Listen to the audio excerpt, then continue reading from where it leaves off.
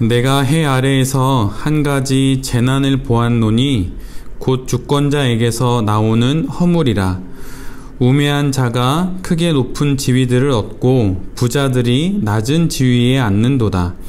또 내가 보았노니 종들은 말을 타고 고관들은 종들처럼 땅에 걸어 다니는도다. 아멘. 오늘은 전도서 10장의 말씀을 가지고 관점으로 하는 사업이라는 제목으로 하나님 말씀 함께 나누도록 하겠습니다. 오늘 우리가 함께 보는 전도서는 우리가 잘 알다시피 솔로몬이 쓴 지혜의 서지요. 모든 것을 누렸고 또 위대한 왕이기도 했고 또 지혜자 중에 지혜자였던 그는 자신의 삶, 또 세상에 돌아가는 것들을 보면서 해 아래에서 한 가지 재난을 발견하게 됩니다. 우리가 매일 재난 문자를 받게 되는데 그것처럼 한 가지 재난을 스스로 발견하게 되는데 그것은 바로 이런 거였어요. 주권자에서 나오는 허물이라는 거예요. 모든 권세를 틀어쥐고 있는 그 주권자로부터 한 가지 허물이 나오게 되는데 그게 재난이라고 하는 것이죠. 아마도 주권자는 그 자리에 오르기까지 지혜롭게 또 절제하면서 살아왔을 것입니다. 그리고 그 모든 과정을 지나서 마침내 주권자, 말 그대로 권력의 중심에 서는 권력의 주인이 되지요. 그런데 그는 주권자가 되어서 재난이 되는 허물을 스스로 저지릅니다. 그 주권자가 저지르는 허물은 다름 아닌 인사에 관한 거예요. 그러니까 사람에 관한 것이죠. 오늘 본문을 좀 우리가 듣기 편하게 바꾸면 이렇게 말씀드릴 수 있어요. 미숙한 자에게 고위직을 맡기고 성숙한 자에게 낮은 지위를 맡기는 것입니다. 그리고 능력이 입증되지 않은 신출내기가 갑자기 출세하여서 위세를 떨치는 것이 바로 그런 내용이죠.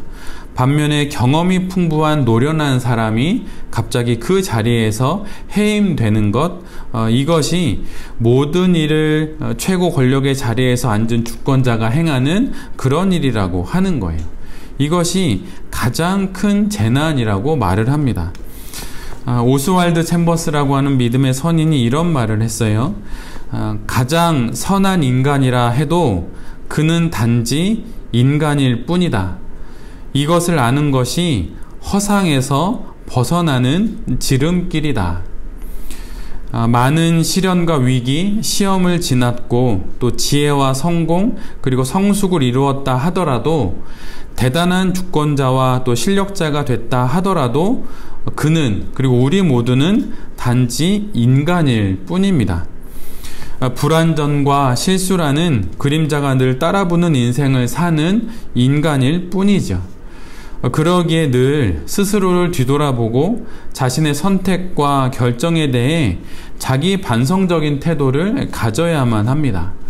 리더가 하는 가장 큰 실수 중에 하나는 자신이 최종적인 결정을 해야 하고 또 그게 권리고 책임이기도 하기 때문에 자신의 결정이 가장 옳은 것이라고 판단한다는 거예요. 그런데 그런 결정과 선택을 내리기 전에 수많은 시간 자기 반성적인 태도를 빼먹지 않아야 합니다. 내가 아무리 대단한 권력을 가졌다 하더라도 나는 그저 한 인간일 뿐이기 때문이죠. 잘못된 인사는 사람을 잘못 사용하는 것, 그러니까 사람을 들이고 또 내보내고 하는 그것은 공동체에 잘못된 시그널을 줄 수 있게 돼요. 주권자는 두 개의 눈으로 위에서 아래를 쳐다보지만 그를 따르는 팔로워들은 그 팔로워들의 숫자만큼의 눈으로 주권자를 보기 때문에 주권자의 선택과 결정은 아주 많은 영향을 공동체에 주게 됩니다. 그러기에 주권자는 사람에 대한 존중이 사안에 대한 의존으로까지 확장되고 있는 것은 아닌지 뒤돌아 봐야 해요. 저 사람이 믿음이 좋으니 당연히 이 일도 또 이 사업도 저 사람하고 하면 잘 되겠지, 이런 건 아니라고 하는 거예요. 또한 반면에 사람에 대한 비판이 사안에 대한 판단이 되지 않게 해야 합니다. 저 사람은 이건 보니까 나쁜 사람이야, 그렇게만 덮어놓고 어떤 사안에 대해서도 그 사람하고는 전혀 논의하지 않겠다고 이렇게 접는 것, 그건 옳지 않다는 거죠. 만약에 여러분은 내가 정말 큰 병에 걸리면 여러분 믿음이 좋은 의사에게 가시겠습니까? 아니면 실력이 좋은 의사에게 가시겠나요? 그것은 당연히 실력이 좋은 의사에게 가야 하는 것이죠. 그래서 사람에 대한 비판이 어떤 사업적인 결정에 대한 판단으로까지 연결되지 않도록 사안과 사람을 분리해서 결정하고 구별하는 지혜가 모든 사업가들에게 필요합니다. 소위 절호의 기회는 일생에 한두 번 찾아온다고 해요. 그렇게 한두 번 찾아오지만 유혹은 매일 찾아오는 법이지요. 이처럼 주위에 사람들은 많지만 그 중에서 좋은 사람을 알아보는 것은 참으로 어려운 일입니다. 그러기에 늘 자신을 돌아보는 시간을 사업가라면 더더욱 가져야 하는 것이죠. 사도행전 17장 11절을 제가 현대인의 성경으로 읽어드리면 다음과 같아요. 베레아 사람들은 데살로니가 사람들보다 신사적이어서 간절한 마음으로 말씀을 받아들이며 그것을 확인하려고 날마다 성경을 연구하였다. 우리가 잘 알고 있는 베레아 사람들에 대한 이야기이죠. 그 사람들은 하나님의 말씀을 들을 때 예를 갖추어서 듣고 간절한 소원을 갖고 받습니다. 그렇지만 그것이 자신이 알고 있는 성경과 결을 같이 하고 있는지 살펴보고 연구했다고 하는 거예요. 그것도 날마다 말이죠. 이런 모습이 사업을 하는 우리에게도 있어야 합니다. 예전에 백종원 씨가 그 포항인가요? 거기에서 이렇게 덮죽인가요? 이게 죽위에다 덮밥처럼 하는 그 사람을 이렇게 컨설팅 해주는 그것을 텔레비전에 방영해서 이제 본 적이 있는데, 백종원 씨를 만나고 또 한 몇 개월 지나서 다시 또 그 사장님을 만나러 갔더니 두꺼운 그 스프링 노트로 한 3-4권 되게 또 그 기간 동안 새로운 메뉴를 준비하고 또 연구하면서 그것을 이제 보여주더라고요. 전혀 음식에 대해서 모르는 문외한인 저이지만 그것을 보면서 이 사람이 얼마나 자신이 하는 사업에 정말 정성을 다하고 얼마나 연구를 많이 하는가, 이런 것을 보게 되었어요. 그런데 성경에 등장하는 베레아인들이 성경을 그렇게 연구했듯이, 사업가가 그렇게 자신의 사업을 위해서 메뉴를 개발하고 그렇게 연구했듯이 우리가 하는 모든 사업에 앞서서 우리에게도 그런 모습이 있어야 한다고 하는 거예요.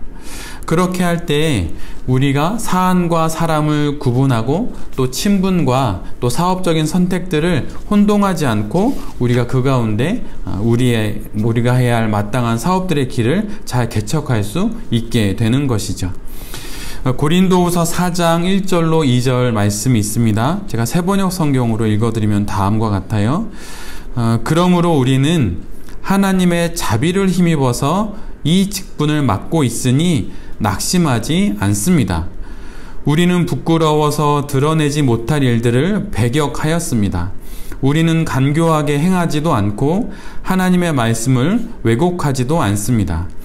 우리는 진리를 환히 드러냄으로써 하나님 앞에서 모든 사람의 양심에 우리 자신을 떳떳하게 내세웁니다. 사도는 자신이 맡은 직분이 하나님의 자비로 말미암았음을 알고 있어요. 그래서 어떤 어려움에도 포기하지 않는 마음을 갖고 있습니다. 하나님으로 비롯되었기 때문이죠. 또한 드러났을 때, 만천하에 드러났을 때 부끄러워할 일은 처음부터 멀리한다고 말해요. 왜냐하면 하나님으로 비롯된 사역을 본인이 하고 있기 때문이에요. 또한 간교하지도 않고 왜곡하지도 않고 진리를 따라 양심에 비추어 떳떳이 행한다고 말합니다. 왜냐하면 하나님으로 비롯되었기 때문이죠. 사람이 기준이고 상황이 기준이면 혼란이 오고 또 주변 이야기에 흔들리게 됩니다.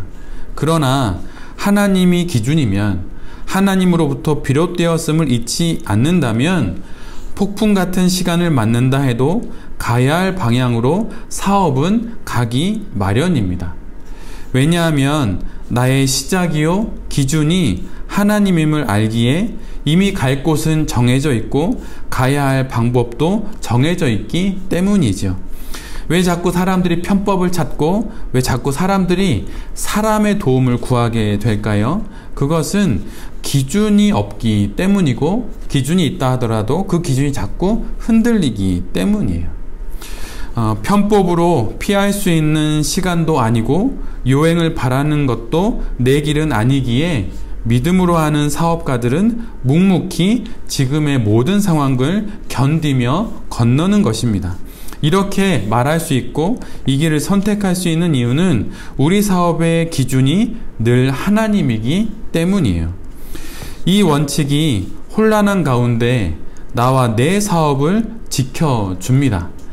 함께할 사람을 택하든 해야 할 사업의 방향을 결정하든 이것이 우리의 기준이에요. 사업가는 자신의 기준을 통해 사업의 때를 분별합니다. 또 사업의 모든 것들을 또 결정하지요. 그러나 사람들은 드러난 현상을 보고 판단합니다. 이 둘의 가장 큰 차이는 사업가는 자신이 가진 기준을 따른다는 것이고, 사람들은 자신과 같은 사람들과 또 드러나는 현상들을 뒤따른다고 하는 거예요. 그런데 사람들은 늘 바뀌고 또 현상들은 늘 뒤바뀌기 때문에 자꾸 사람과 현상을 기준으로 하면 자꾸 혼란스럽고 더더욱 사업이 갈짓자가 되는 것이죠. 그러나 내가 진정 하나님을 향해서 바로 서는 사업가라면 자신의 기준을 통해 사업의 때를 분별합니다. 현상은 늘 숨어있는 가치의 반영이라고 말을 합니다. 그 가치가 옳을 수도 있고 틀릴 수도 있어요. 그러나 사업가는 그 가치를 판단하는 눈을 가진 사람이에요. 그 눈이 있어야 합니다. 그래서 시류에 흔들리지 않고 욕심에 눈멀지 않고 사업의 때를 내 안에 있는 가치에 따라 판단하는 것이죠. 그러기에 사업가로서 우리가 갖추어야 하는 것은 닥쳐온 위기 앞에 미래에 대한 관측이 아니라 지금의 위기 앞에선 나의 사업가로서의 관점을 전반적으로 다시 확인하는 거예요.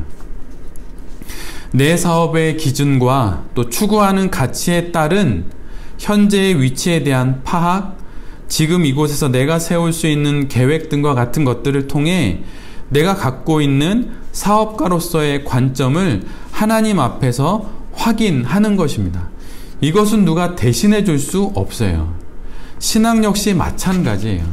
하나님 앞에서 나중에 섰을 때 하나님, 제가 나를 인도해 주신 목사님만 믿고 왔는데 제가 잘못해서 잘못된 믿음의 길을 걸었습니다.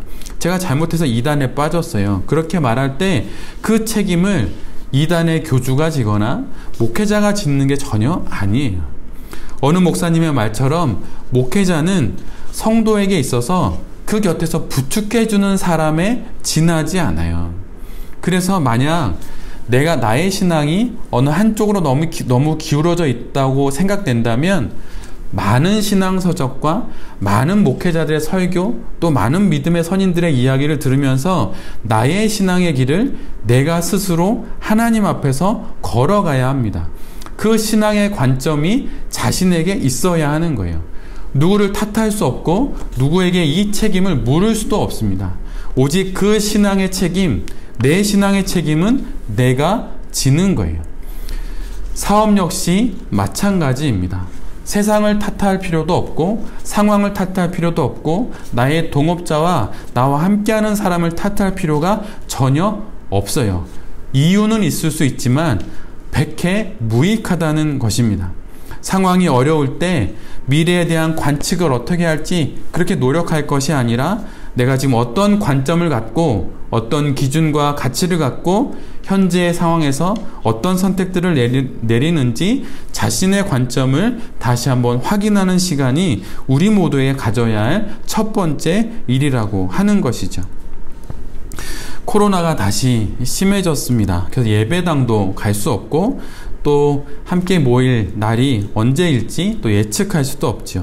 그런데 이 시기를 다시 상황이 좋아질 때를 기다리며 그렇게 한탄하며 보내기보다는 주님이 주신 시간이라고 여기고, 이 시간 동안 내가 사업가로서, 내가 어떤 공동체를 이끌어가는 리더로서 어떤 관점으로, 또 어떤 그 관점에서 비롯된 어떤 기준과 가치로 내 사업을 하고 있는지 뒤돌아보는 시간으로 갖는 베레베 모든 가족들이 되실 수 있기를 간절히 빕니다.